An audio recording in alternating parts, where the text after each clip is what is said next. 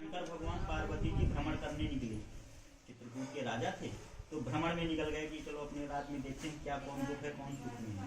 तो तुलसीदास जी बड़े रो रहे थे तो पार्वती जी ने पूछा कि प्रभु आपके राज्य में तो सब सुखी हैं, के लिए बालक दुख में रो रहा है। तो प्रभु ने कहा कि ये बहुत बड़े ज्ञानी है बालक, ये तुलसीदास जी इनका नाम पड़ेगा, यही रामचरितमानस की कलयुग में रचना करेगा। तो कहा प्रभु इतना बड़ा विद्वान बताइए, पढ़ा है अकेले, न तो कोई खाने वाला न पिलाने वाला, कैसे होगा।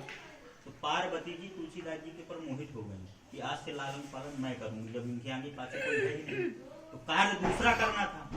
तो शंकर भगवान को ये हो गया कि अब पार्वती जी सहायता हो गई इनकी, तो जो कार्य इनको करना है वो सब भूल जाएंगे, करने ही नहीं पाएंगे, मोह में हो गई।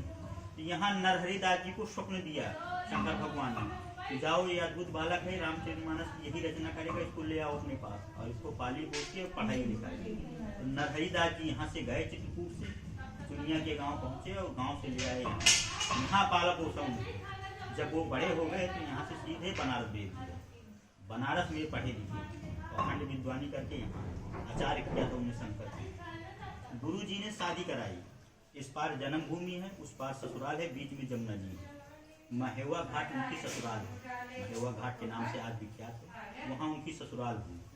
शादी के बाद वो सब बैराग सब भूल गए, पत्नी में अपने लीन हो गए। एक दिन क्या हुआ कि तुलसीदास जी को पत्नी ने कह दिया कि महाराज जाइए आप बाजार घुमाइए और थोड़ा खाने पीने का सामान ले आइए, तो मैं आगे का कहानी बढ़ूँ। तो तुलसीदास जी झोला उठाए और चले गए बाजार। अब इतने में आ गए उनके भाई साहब को लेवा गए। अब वो पहुंच गई अपने घर।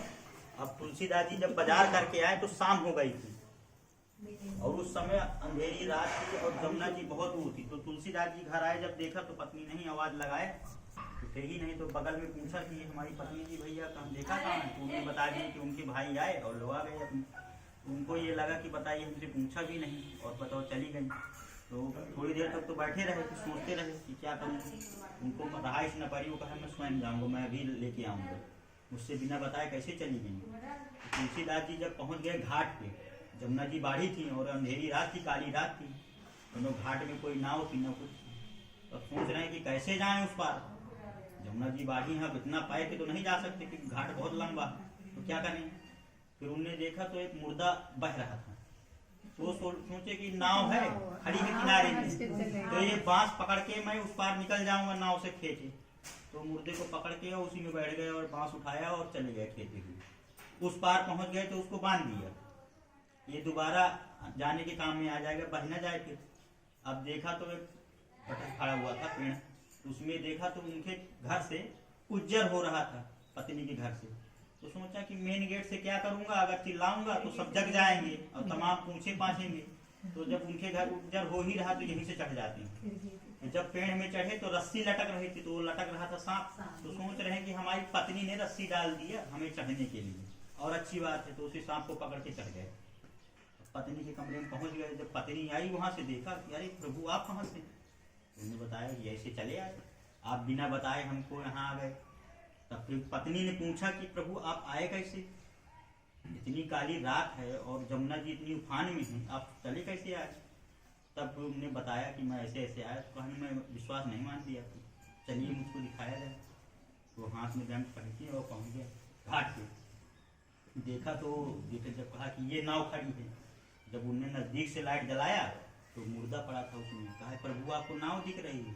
कहा हमको तो नाव दिख रही थी। कहा ये देखिए मुर्दा बह रहा है, ये मुर्दा पड़ा हुआ है।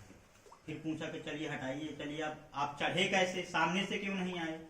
उन्होंने कहा ये आपके घर में उज्जर हो रहा था तो आप स्वयं रस्सी लटकाए थी, तो मैंने सोचा कि यहीं से बुला रही थी।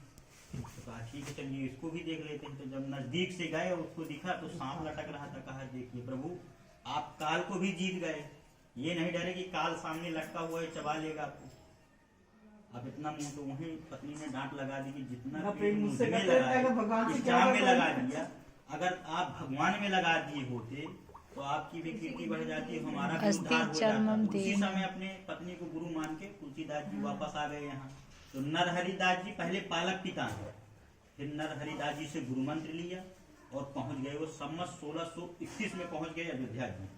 वहां से उनने रामचरितमानस की रचना की। उस समय बनारस को ही पावर था, लिखने के बाद वो 27 दिन जब बचे, 2 साल 6 महीने 27 दिन में संपूर्ण हुई रामचरितमानस।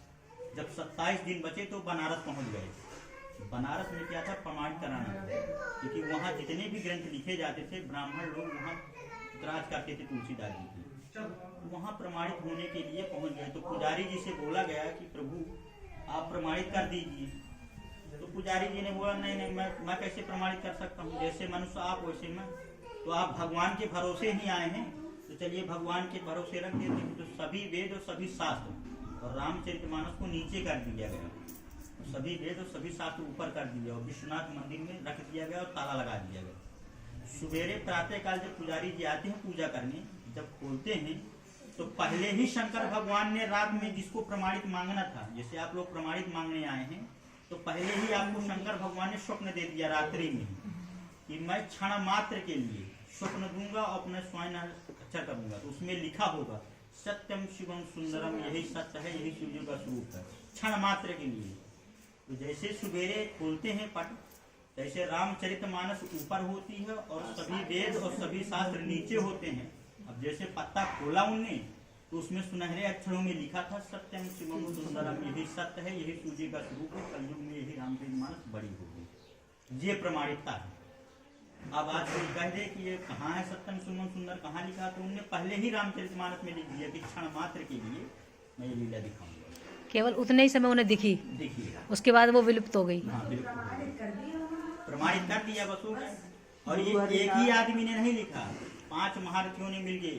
कलयुग था उस समय, कलयुग का प्रभाव इतना तीव्र था कि अगर रामचरितमानस कुछ भी तुलसीदास जी लिखने जाते थे तो कलयुग उनको दूसरी तरह भटका देता था।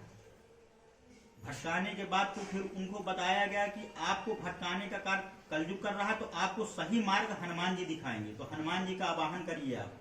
तब तुलसीदास जी ने हनुमान जी का आवाहन किया, तो तुलसीदास जी के आगे आगे हनुमान जी चलते थे। तो हनुमान जी को वरदान था कि कलयुग उनको परेशान नहीं कर सकता। तो कलयुग के लिए हनुमान जी को तैयार किया और पार्वती के अनुसार मार्गदर्शन देते थे और गणेश जी उनके कलम चलवाते थे। जब तुलसीदास जी लिखते थे तो पहला उनका हाथ ही चलता था। इनको कलयुग में सिर्फ एक माध्यम बनाया गया था कि देवी देवता कलयुग में लिख नहीं सकते थे, तो इनको अवतारी पुरुष मान लीजिए, आप कुछ भी मान लीजिए, तो इनको बैठाने के लिए पहला जन्म उनका वाल्मीकि का है, दोबारा जन्म तुलसीदास जी। उन्हें संस्कृत से इस्तेमाल किया, उस समय संस्कृत चलती थी भगवान के टाइम। तो इस समय देख के युग के अनुसार युग में कोई रामचरितमानस संस्कृत से नहीं पढ़ सकता, तो इनको आदेश किया गया था कि आप हिंदी में आवाहन कीजिए, हिंदी गद्य करिए। तो उस समय उनका डेट खत्म हो गया था, तो दोबारा कलयुग में इनका रामचरितमानस का जन्म करके और इनने हिंदी में भी अवधी भाषा में लिखा है, अवधी भाषा में, तो वही है अवधी भाषा। और फिर उसी को गीता प्रेस गोरखपुर वालों ने सरल कर दिया, आज लिपि बना दिया, इसलिए घर घर होने लगी। गोस्वामी तुलसीदास जी की जय।